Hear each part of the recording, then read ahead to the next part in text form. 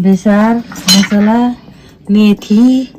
सुकमेल लौङ मरिच ल हालेको छु ओके यो चाहिँ नानी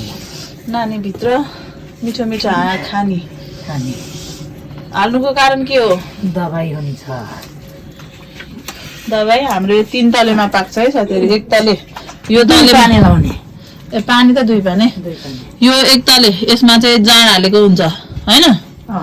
जाँड हालेको हुन्छ अनि यसमा चाहिँ अब नानी अनि नानी हाले हुन्छ फुसो भन्छन् फुसो भन्छ यसलाई फुसो अनि यो पनि हुन्छ एक तले 2 तले 3 तले अब यो डेक्चीको यो चाहिँ अब माटोको भयो पनि हुन्छ यो हाम्रो सिलाबरको हो यो माटोको हुन्छ यो चाहिँ सिलाबरको तलको यो भित्रको चाहिँ माटेको हैन माटोकै अब चाहिँ तावा अनि यो तावा राख्नुको कारण चाहिँ पैनी पनि भन्छन् बाटा पनि भन्छन् पैनी चाहिँ कुन भाषाबाट यसलाई पैनी सुनर भाषा पैनी सुनर भाषाबाट ल 3 तले भयो साथीहरु यो चाहिँ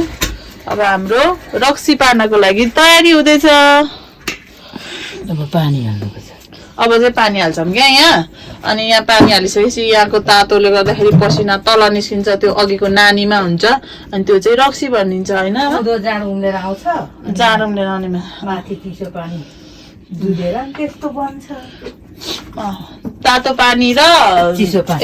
पानी र जाँडको उबाट चाहिँ पसिना निस्किने अनि त्यहाँबाट